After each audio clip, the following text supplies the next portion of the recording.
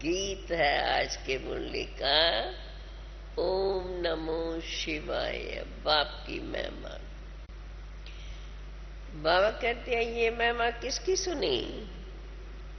परलौकिक परम पिता परम आत्मा अर्थात परमात्मा की। सभी भगत अथवा सभी साधना करने वाले उनको याद करते हैं, उनका नाम पतित पावन भी गाते हैं। बच्चे जानते हैं यह हमारा भारत पावन था। लक्ष्मी नारायण आदि का पवित्र प्रवृत्ति मारे का धर्म था, जिसको आदि सनातन देवी देवता धर्म कहा जाता है। भारत में ही पवित्रता, सुख, शांति, संपत्ति सब कुछ था। पवित्रता नहीं है तो न शांति है न सुख है। देखो शांति के लिए कितने भटकते रहते हैं, जंगल में फिरते रहते हैं, परंतु एक को भी सच्ची शांति नहीं है। क्यों नहीं है सच्ची शांति? क्योंकि बाप को जानते ही नहीं है। जो शांति का दाता, शांति देने वाला, उसको जानते ही नहीं है। इसलिए शांति के लिए भटकते रहते हैं। न बाप को जानते न अपने आप को जानते कि मैं आत्मा हूँ, ये मेरा शरीर है, इसके द्वारा कर्म करना होता है। वास्तव में मेरा तो स्वधर्म है ही शांत। ये तो सब जो कर्म इंद्रिया जिससे काम लेते हैं, बाबा कहते हैं ये तो सब ऑर्गन्स है।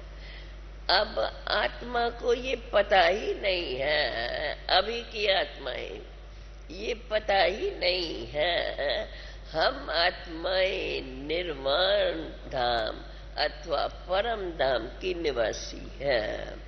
इस कर्म क्षेत्र पर हम शरीर का आधार लेकर पाठ बजाने के लिए आई हैं।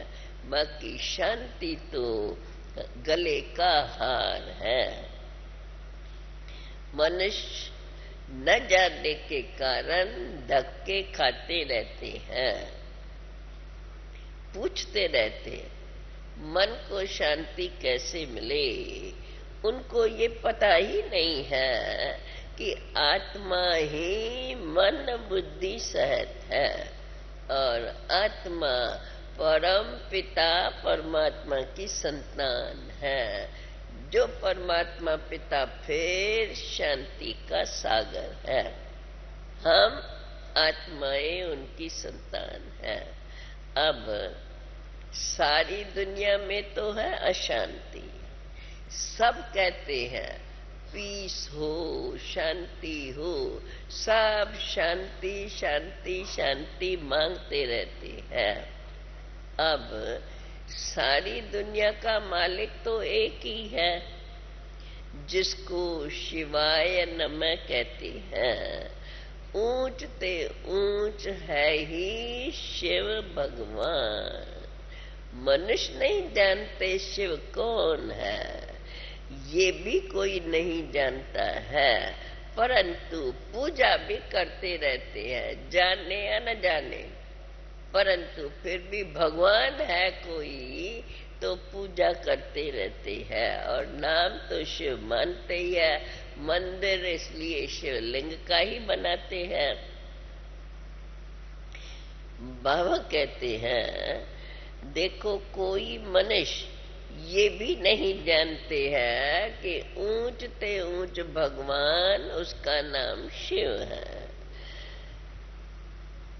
कहते हैं शिवाय नमः, परंतु जानते नहीं है, पूजा भी करते रहते हैं और कई तो फिर जो जाकर के उस अपनी उस शांति के लिए तपस्याएं याद करते हैं, वे तो फिर अपने को ही शिव हम कह देते हैं। बाबा कहते हैं, अरे शिव तो एक बाप ही है। मनुष्य अपने को शिव कहलाए, ये तो बहुत बड़ा पाप हो गया। शिव को ही तो पतित पावन कहा जाता है। ब्रह्मा विष्णु शंकर को भी पतित पावन नहीं कहा जाता, और न कोई मनुष्य को पतित पावन कह सकते हैं। पतित पावन सद्गति दाता तो एक परमात्मा पिता ही है। बाप समझाते हैं, बच्चे जब सतयुग था तो यही भारत पावन दुनिया थी। अब सब पतित है। जो सारी सृष्टि को पावन बनाने वाला है, उनको ही नहीं जानते हैं, इसलिए अब सब पतित बने हुए हैं। बाबा कहते वास्तव में याद तो उनको ही करना चाहिए जिसको पतित पावन कह करके गाते हैं। बाकी तो जो भी गुरु गोसाई याद है कहेंगे, वे तो स्वयं भी पतिती है, क्योंकि अब तो सारी पतित दुनिया ही है। अब ये जो कहते हैं महान आत्मा, महात्मा है, महात्मा माना महान आत्मा, गुरु करते हैं तो उनमें भावना, ये तो महात्मा है, ऐसी ऐसी साधना करते हैं। महिमा में उनकी कई बातें बताते हैं। बाबा कहते हैं, परंतु परलौकिक बाप को तो जानते ही नहीं है। महान आत्मा होती तो पर अपने बाप को तो जानती। कहते हैं ये महान आत्मा है, परंतु परलौकिक बाप को तो जानते ही नहीं है। देखो भारत में ही शिव जयंती भी मनाते हैं। जब यहाँ भारत में ही मनाते हैं तो जरूर है शिव भारत में ही तो आया होगा पतितों को पावन बनाने। बाप कहते हैं, पतित पावन बाप कहते हैं, मैं संगम पर ही आता हूँ। जिस संगम को कुंभ भी कहा जाता है। मनुष्य तो संगम सागर और पानी का सागर और पानी की नदियों को कहते हैं, उसको कुंभ कह देते हैं। परंतु यहाँ जबकि ज्ञान सागर पतित पावन बाप स्वयं आकर के सभी आत्माओं को पावन बनाते हैं। बाबा कहते, अभी तुम बच्चे ये भी जानते हो कि जब ये भारत स्वर्ग था तो उस समय भारत में एक ही धर्म था। सतयुग में सूर्यवंशी राज था, फिर त्रेता में चंद्रवंशी राज गाया गया है, जिसकी महिमा गाते हैं राम राजा, राम प्रजा, राम शाहूकार है। अब देखो बाबा कहते त्रेता की इतनी महिमा है, राम राजा भी राम तो प्रजा भी राम है। जब त्रेता की ही इतनी महिमा है तो सतयुग की तो इससे जास्ती महिमा माननी चाहिए। भारत ही स्वर्ग था, पवित्र जीवात्माएं निवास करती थी। बाकी तो और सभी धर्मों की आत्माएं निर्वाण धाम में उस समय रहती हैं। आत्मा क्या है, परमात्मा क्या है, ये अभी तो कोई भी मनुष्य मात्र जानते नहीं। आत्मा इतनी छोटी सी बिंदी है और इतनी छोटी सी बिंदु में ये 84 जन्मों का पाठ भरा हुआ है। 84 लाख जन्म नहीं कहेंगे। बाबा कहते 84 लाख जन्म तो हो ही नहीं सकते। क्या ऐसे थोड़े ही कहेंगे? 84 लाख जन्मों में कल्प कल्पांतर, एक ही कल्प कल्पांतर, कल्प कल्प चक्कर फिरता है, तो ऐसे थोड़े कहेंगे कल्प कल्पांतर इन 84 लाख योनियों में ही फिरते रहे। ये तो हो ही नहीं सकता। है ही 84 जन्मों का चक्कर। सो भी सभी का 84 जन्म नहीं है। जो पहले पहले आते हैं उन्हों के ही 84 जन्म है, और वो आधा कल्प चलता है। आधा कल्प के बाद जो आए तो उसको कितने उनके जन्म होंगे। अब जो पहले पहले आए वे अभी पीछे पड़ गए हैं। आदि सनातन सतधर्म टोटल सबको भूल गया है। तो जो पहले पहले आए अब फिर से वो ही बाप को जान करके और वो ही फिर सतयुग में आएंगे।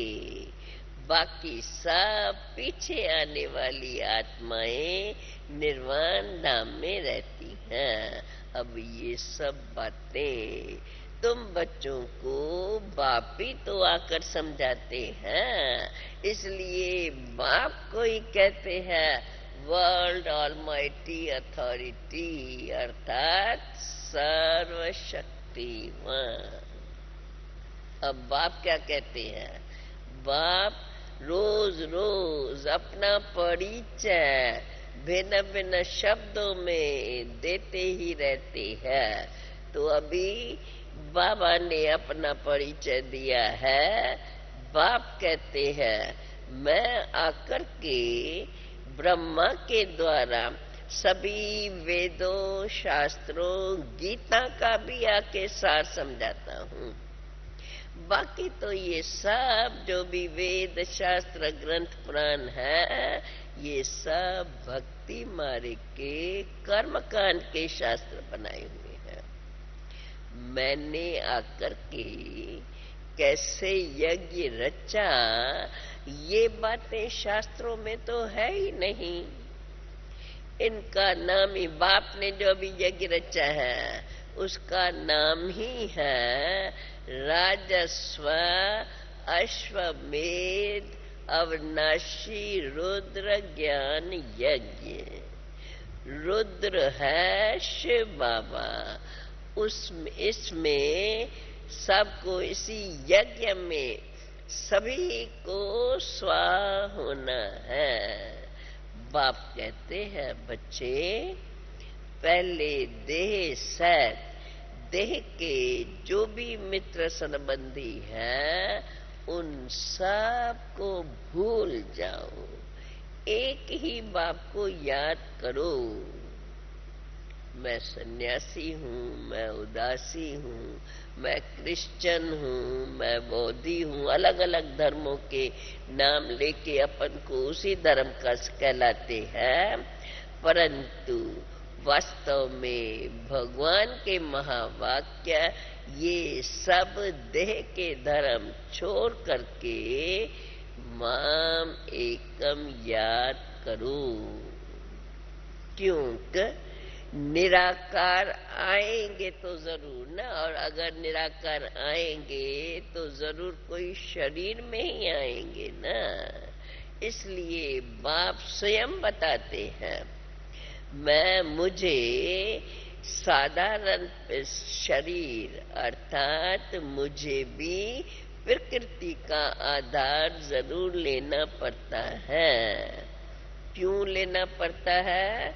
क्योंकि मैं ही आकर के इस तन के द्वारा नई दुनिया की स्थापना कराता हूँ, और अभी पुरानी दुनिया का विनाश तो सामने खड़ा है, देख रहे हो उनकी तैयारियां कितनी जोर शोर से होती रहती हैं। गाया भी तो हुआ है। क्या गाया हुआ है? ब्रह्मा के द्वारा स्थापना। तो कौन सा रथ लिया? जिसका नाम प्रजापिता ब्रह्मा रखा। ये तो गाया हुआ है, प्रजापिता ब्रह्मा के द्वारा स्थापना। बाकी सूक्ष्म वतन तो है ही फरिश्तों की दुनिया। बल उनका पहले साक्षात्कार फरिश्ते का हुआ, परंतु कार्य करने के लिए तो शरीर चाहिए ही। वहां हड्डी मांस नहीं होता है। सूक्ष्म वतन में सूक्ष्म शरीर जो बहुत सफेद सफेद ही नजर आता है। आत्मा जिसको शरीर नहीं मिलता है, वे आत्माएं तो भटकती रहती हैं, परंतु ये फरिश्ते वे कोई भटकते नहीं हैं। वे तो प्रकाश के शरीर के वहां सूक्ष्म वतन में केवल साक्षात्कार मात्र ही नजर आते हैं। बाकी तो जिन्हों को शरीर नहीं, जो आत्माएं शरीर छोड़ती है और ऐसी आत्माएं जो भटकती रहती हैं, उनको फिर घोस्ट कहते हैं। आत्मा जिसको शरीर नहीं मिलता है, भटकती रहती है, उसको फिर घोस्ट कहते हैं। उसका शरीर छाया के माफिक दिखाई पड़ता है, उनको पकड़ नहीं सकते हैं। अभी बाप कहते हैं, बच्चे तुम बाप को याद करो तो याद से ही तुम्हारे विक्रम विनाश होंगे। अब तो गाया गया है, बाकी टाइम थोड़ा है। गाया गया है, बहुत गई थोड़ी रही, अब थोड़े की भी बाकी थोड़ी है, अब बहुत थोड़ा समय है। इसलिए बाबा कहते हैं, बच्चे जितना हो सके बाप को याद करते रहो तो अंत मत्ते सुगति हो जाएंगी। बाबा कहते देखो, कुछ कुछ अक्षर शास्त्रों में अथवा गीता में ऐसे है जो समझ में आते हैं, परंतु सभी उस बात को उसी अर्थ से नहीं जानते हैं। तो बाबा कहते हैं, जितना हो सके उतना बाप को याद करो तो अंत में जैसी अंत मत्ते ऐसी गति हो जाएंगी। गीता में कुछ एक दो अक्षर ऐसे आटे में नमक के मिसल लिखे हुए हैं।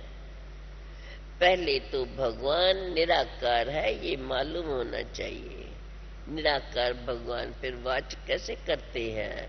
कहते हैं, मैं साधारण ब्रह्म तन में प्रवेश कर राज योग सिखाता हूँ। समझ रहे हैं ना? हाँ, समझी हुई बातें समझाते भी है बाबा के बच्चे।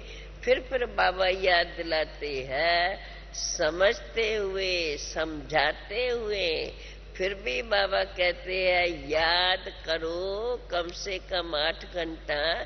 तो फिर भी समझते हुए याद क्यों नहीं पड़ता है? इसलिए बाबा हमें फिर याद दिलाते रहते हैं। तो मनुष्यों को भी पहले तो भगवान निराकार है ये मालूम होना चाहिए। निराकार भगवान फिर वाच कैसे करेगा, बोलेगा कैसे? बाप कहते हैं, मैं साधारण ब्रह्म तन में प्रवेश करके तुमको ये राजयोगा करके सिखलाता हूँ। मुझे याद करो, मैं आता ही हूँ एक धर्म की स्थापना करके, बाकी अनेक धर्मों का विनाश हो ही जाता है। अभी तो है अनेक धर्म। आज से 5000 वर्ष पहले सतयुग में एक ही आदि सनातन देवी देवता धर्म था। सभी आत्माएं अपना अपना हिसाब चुकतू कर चली जाती है। कहाँ? निर्वाण धाम में। इसको का जब सब अपना हिसाब किताब चुकतू कर जाती है, उसको क़यामत का समय कहते हैं। सभी के दुखों का हिसाब किताब चुकतू होता है। दुख मिलता ही है पाप कर्मों से। पाप का हिसाब किताब होने के कारण फिर पाप का हिसाब किताब होने के बाद, चुकतू करने के बाद फिर पुण्य का खाता शुरू होता है। हर एक चीज को शुद्ध बनाने के लिए आग जलाई जाती है। ये पहले प्रश्न, जो पहला प्रश्न आया उसका जास्ती स्पष्टीकरण पहले 60 में था। हर एक चीज को शुद्ध बनाने के लिए आग जलाई जाती है। यज्ञ रचते हैं, उसमें भी आग जलाते हैं। भल अब तो ये मटीरियल यज्ञ है।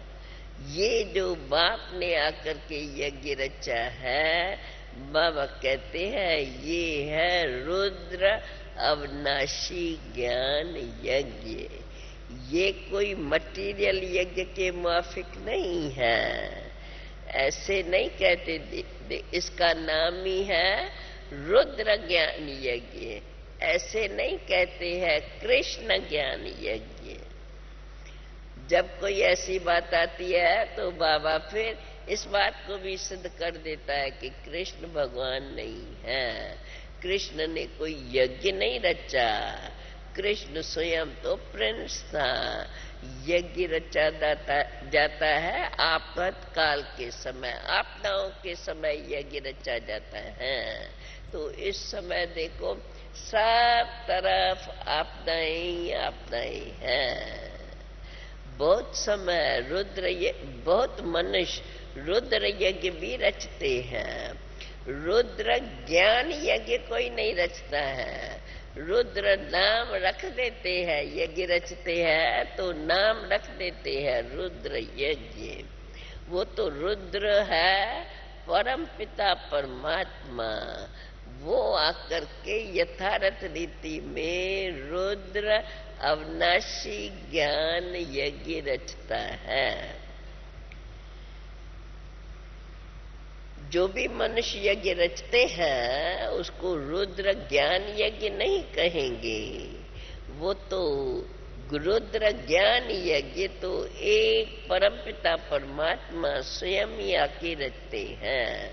कहते हैं ये जो रुद्र यज्ञ है, इसमें अब भगवान बताते हैं, ये जो भगवान ने आकर के रुद्र यज्ञ रचा है, उसमें अभी सभी की आहुति पड़नी है। जो भी बाकी बचे हैं उन सब की आहुति पड़नी है। बाबा आया हुआ है, यज्ञ भी रचा हुआ है। जब तक ये राजाई पूरी स्थापन हो जाए, अर्थात सब जो बाप के बच्चे बनते हैं वे पावन बन जाए, फिर तो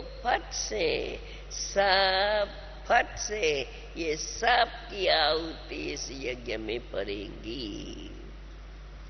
बाबा कहते हैं बच्चे पावन बनने के लिए अंत तक योग लगाते रहो। ये है ही तुम्हारी योग की रेस। बाप को जितना जास्ती याद करेंगे उतना ही दौड़ी लगाकर जाए रुद्र के गले का हार बन जाएंगे। फिर विष्णु के गले की माला बनेगी। पहले रुद्र की माला, फिर विष्णु की माला। पहले बाप सबको घर में ले जाते हैं। जो जितना पुरुषार्थ करेंगे वही फिर नर से नारायण और नारी से लक्ष्मी बनेंगे। अर्थात ये अभी जो आदि सनातन देवी देवता धर्म स्थापन हो रहा है, उसमें फिर वे ही लक्ष्मी नारायण आकर के राज करेंगे।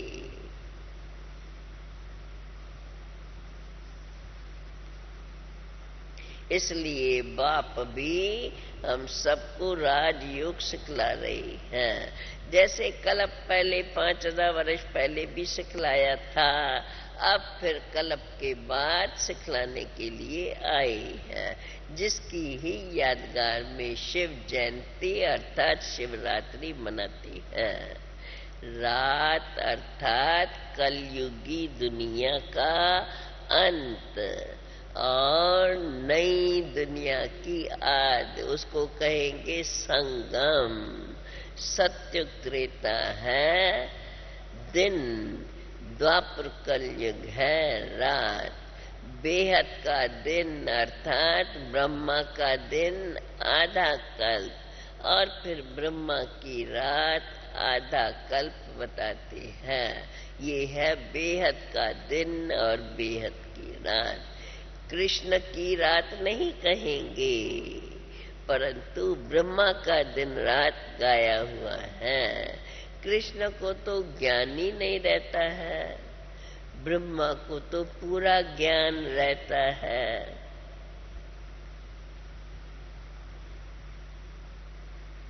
शिव बाबा, क्योंकि ब्रह्मा को शिव बाबा से ये ज्ञान मिलता है, जो फिर ब्रह्मा के द्वारा तुम बच्चों को मिलता है।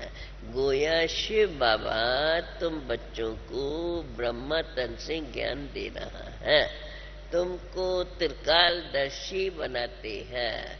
मनुष्य सृष्टि में एक भी त्रिकालदर्शी कोई हो नहीं सकता। अगर होवे उसका प्रमाण चाहिए।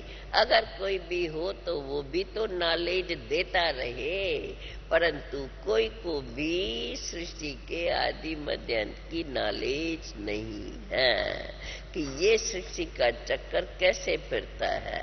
कभी भी कोई नॉलेज दे नहीं सकता। फिर से बाबा वर्णन करते हैं, भगवान तो सभी का एक ही है। कृष्ण को थोड़ी भगवान मानेंगे, वो तो राजकुमार था, राजा ही कुल में उसका जन्म हुआ।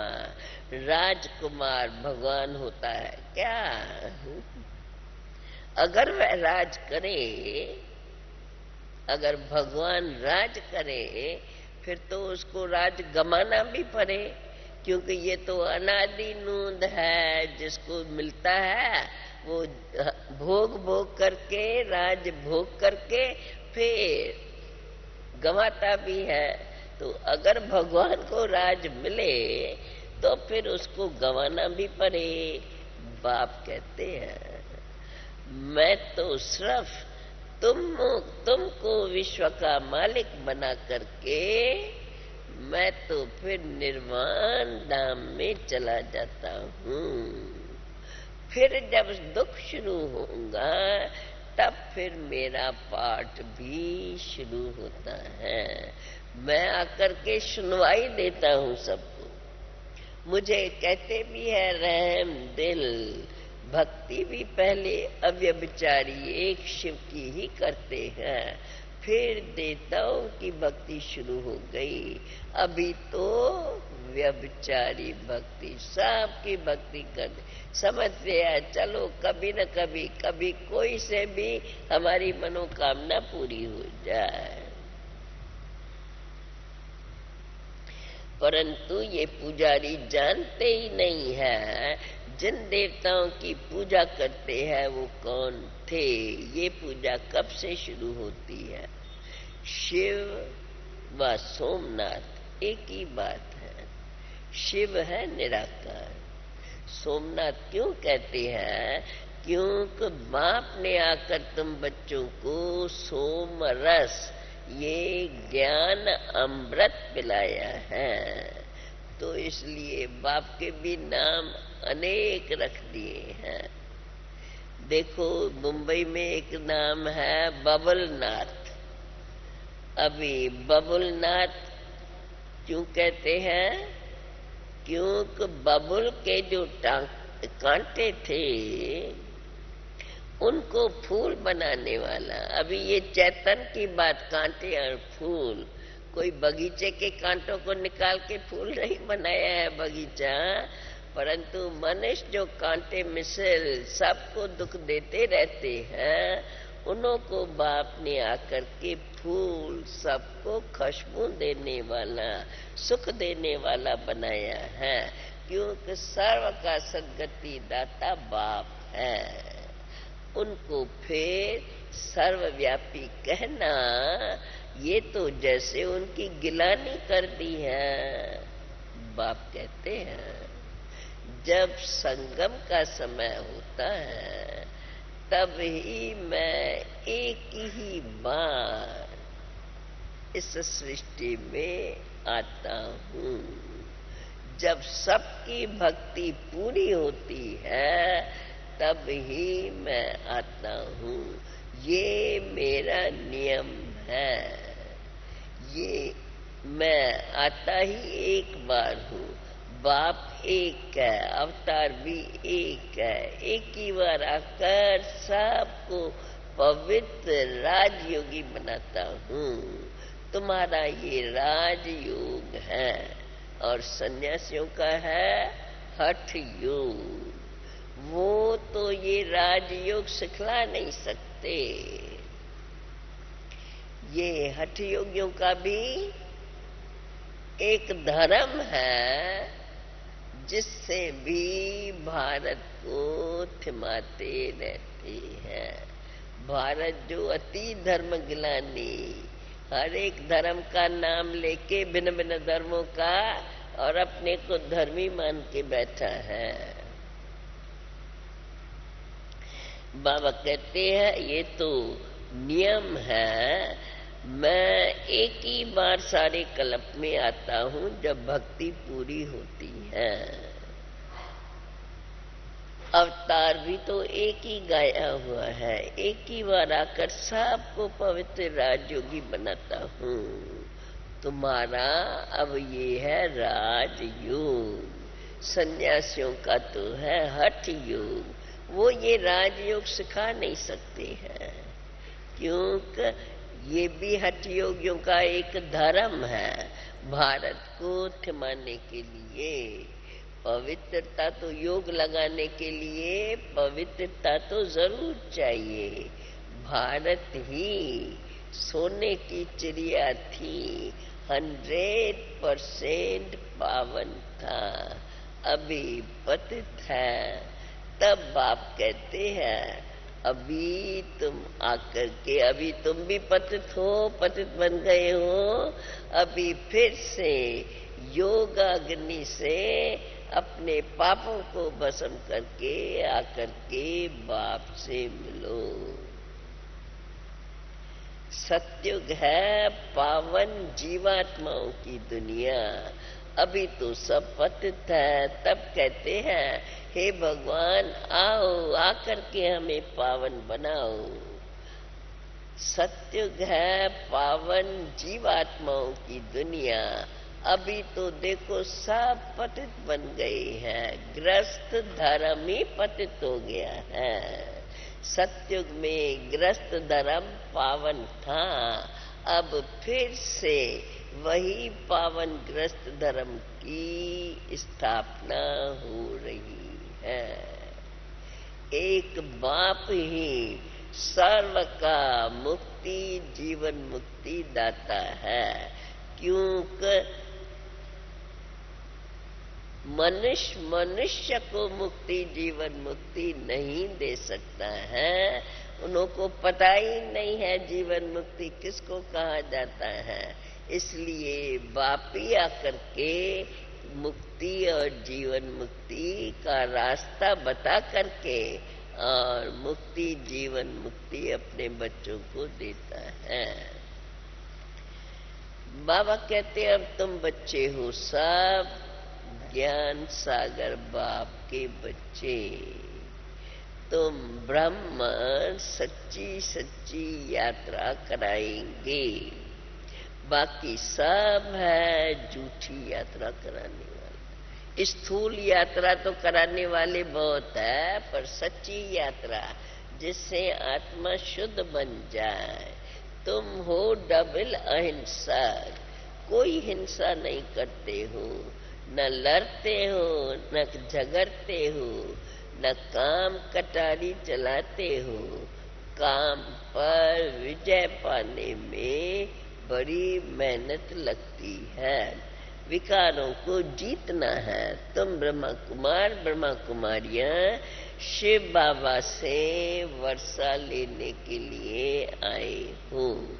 तुम आपस में सब एक बाप के बच्चे, आपस में बहन भाई ठहरे।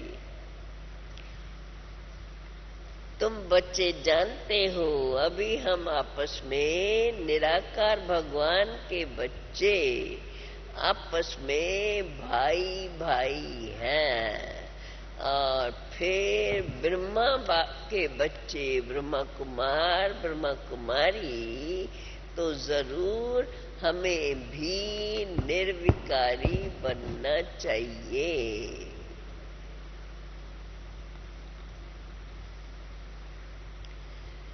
अर्थात विश्व की बादशाही तुमको मिलती है। निर्विकारी क्यों बनना है?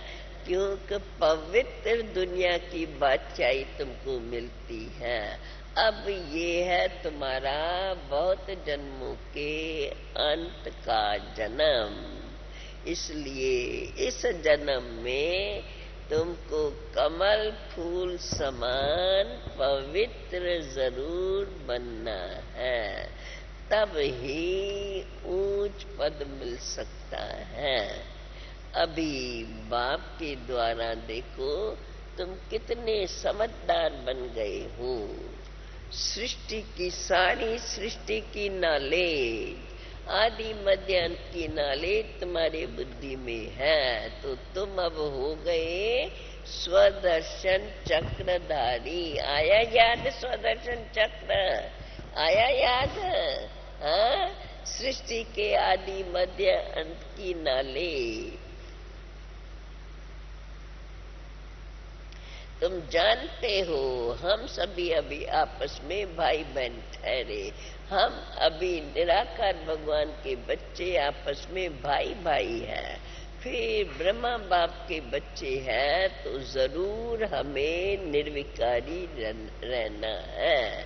अर्थात जब निर्विकारी बनेंगे तब ही विश्व की बादशाही के मालिक बनेंगे। अभी बाप द्वारा तुम बहुत समझदार बने हो, सृष्टि की नॉलेज तुम्हारी बुद्धि में है। अब तुम हो गए स्वदर्शन चक्रधारी। स्व आत्मा को दर्शन होता है, अर्थात नॉलेज मिलती है परम पिता परमात्मा से, जिसको ही नॉलेजफुल ज्ञान का सागर माना गया है। मनुष्य सृष्टि का बीज रूप है, चेतन है, आए हैं नॉलेज। अब बाप आए हैं हम बच्चों को ये सारी नॉलेज देने के लिए। सारी सृष्टि का बीज एक ही है। बाबा कहते हैं अब तुम बच्चे ये सब बातें अभी जानते हो। बीज से झाड़ कैसे निकलता है? ये है उल्टा झाड़। बीज ऊपर है और पहले पहले निकलता है दैवी झाड़। फिर इस्लामी बोधि आदि आदि धर्म बढ़ते जाते हैं। ये ज्ञान भी अभी तुमको मिला है और कोई भी दे न सके। तुम जो सुनते हो वह तुम्हारे ही बुद्धि में रहता है। सत्ययुगाद में तो शास्त्रार्थ होते नहीं। कैसे सहज, कितनी सहज रीति से आपको समझा करके, और ये सब बातें बाबा हमें समझा करके लायक बना रहे हैं। बाबा कहते हैं देखो ये है उल्टा झाड़, बीज ऊपर में और झाड़ नीचे, उसमें भी पहले एक धर्म, फिर इस्लामी, बुद्धि आदि आदि धर्मों की वृद्धि होती गई।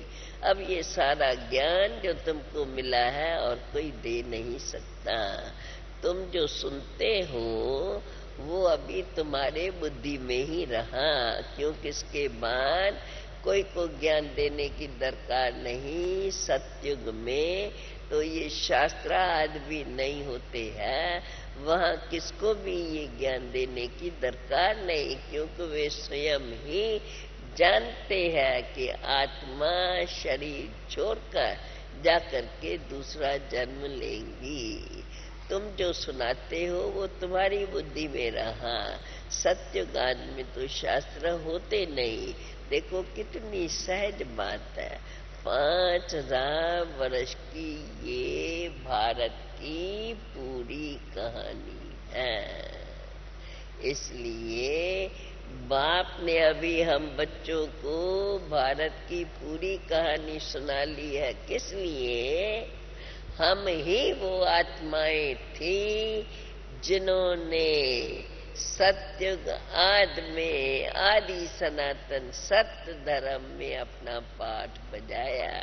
इसलिए बाबा कहते हैं अब भी तुम ही सारे विश्व के जब मालिक बनने वाले हो तो विश्व की पूरी जानकारी, पहली जानकारी तो आदि मध्य अंत, और फिर इस समय पुरानी का विनाश और नई की स्थापना। बाकी ये शास्त्र तो सतयुग में कुछ भी रहते नहीं हैं। बाबा कहते हैं देखो 5000 वर्ष की कहानी कितनी सहज है। बाबा ने तुम्हें कैसे ये सारी नॉलेज दे करके स्वदर्शन चक्रधारी बना लिया है। अच्छा अच्छा, मीठे मीठे सिकील दे बच्चों प्रेत, मात पिता बाप दादा का याद प्यार और गुड मॉर्निंग। रूहानी बाप की रूहानी बच्चों को नमस्ते।